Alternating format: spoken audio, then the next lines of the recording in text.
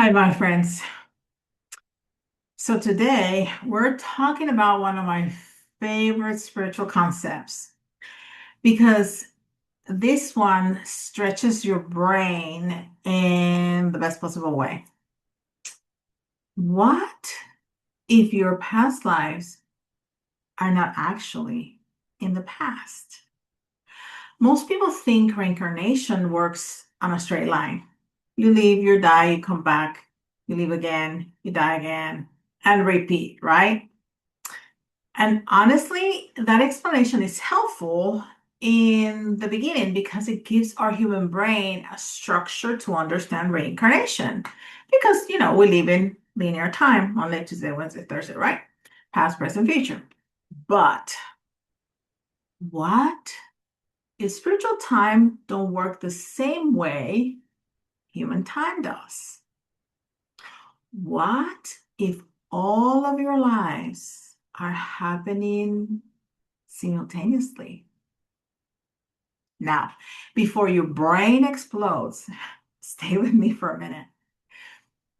When I teach about past life, I use an analogy that helps people understand this very quickly. I ask everyone who's in the class, how many channels do we have on cable? We usually don't have cable anymore, but you get me, right? How many channels? Somebody always says, too many. True, fair. So let's say we have 900 channels. If you turn to channel 5 and start watching a program and you're not interested, then maybe you decide, oh, I'm gonna change to channel 63. And now you're watching that program. But here's the important question. Did the channel, did the program on channel 5 stop existing? No, it has continued the entire time, right? You just stop watching it. It's not in your consciousness because you are not tuned into channel 5 frequency. You are tuned into channel 63 frequency, but all the other 899 channels are still playing too at the same time. You are just simply not conscious of them because your awareness is focused somewhere else. And that's how past life works. This current lifetime is the channel that you're turned in right now, but your other lives are still happening simultaneously in other frequencies. One version of you may be living 100 years ago in our timeline. Others may be in the future. Others maybe not even on Earth. And all of them continue existing even without your awareness is currently turning into this experience. Now, let's go a little deeper. Imagine that your higher self is this huge ball of light. I mean, that's what it is, right? That higher self wants to experience whatever, right? Um, it can be growth, emotion, challenge, healing, love, fear, joy, discovery. And here's the important part. Linear time exists here on earth, right? But spiritually, time functions very differently. So instead of your soul patiently awaiting 80, 90, 100 years for me to finish one lifetime before beginning another, is instantaneous. Okay. So your higher self is a ball of light, and you decide that you want an incarnation, right? On this timeline. A little bit of that light, boop, comes out, and here's your lifetime.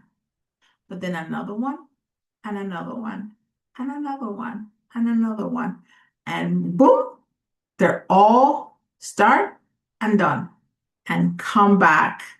The little pieces of life, they come back to the higher light, to the higher self.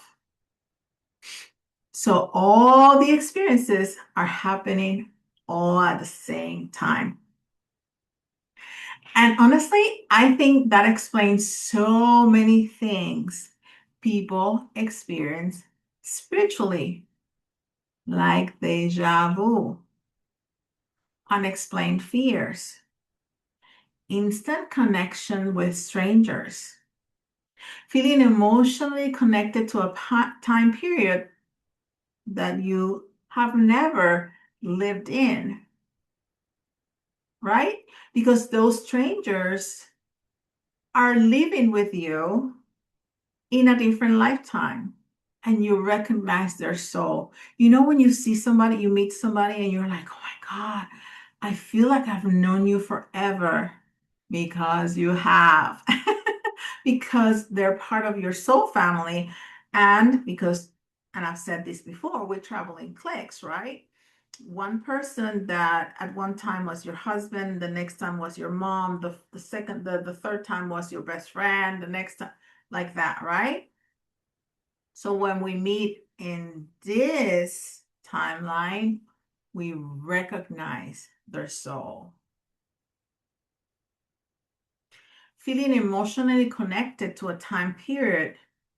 Yes, because there's another part of you that's living in that time period. Unexplained fears is because there's still another of you that is leaving that and getting that fear. Okay. Natural talents that seem to appear out of nowhere. Feeling homesick for a place that you've never been. Some people hear this concept and immediately go, oh my God, that makes so much sense. And some people hear it and go, nope, my brain is going to reject that completely. Well, they're okay. Because spiritually, it's not about forcing yourself to believe something, it's about exploring the possibilities. Now, another analogy I love is imagining all of your other lives standing in one giant room, right? Every version of you is in one room together, but each version is wearing different goggles.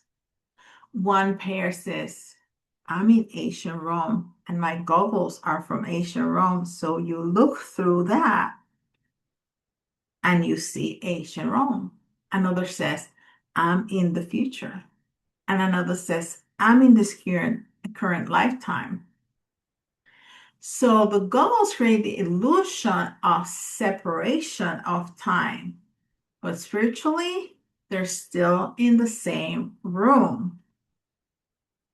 That changes the way we think about past life regression too. Because maybe you're not going backwards.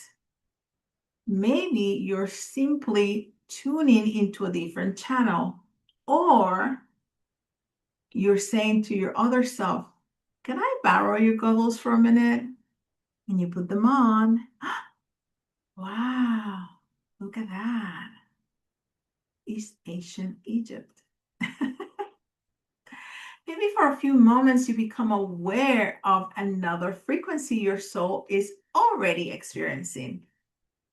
And honestly, that idea fascinates me. Now, do I think we should obsess over discovering every single past life? No, there's hundreds of them, maybe thousands of them. The point is still to live this life, okay? To heal and to grow and to experience, which is what we're here to do, to experience, to love, to become more conscious. But I do think that understanding these ideas help us understand ourselves better. Why certain patterns repeat? Why some wounds just feel ancient? why certain people feel immediately familiar, why some fears don't seem to connect to anything in this lifetime, why some talents feel incredibly natural or natural. And here's a part I find very beautiful. If all of these lives are connected, when healing in this life,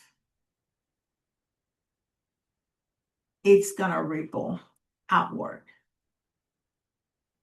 Just like in this timeline, when we heal, there's also that ripple effect, right? Like when you throw a pebble in the middle of, the pond, that ripple effect. So when you heal, you help heal others, but also your other lifetimes. So maybe when you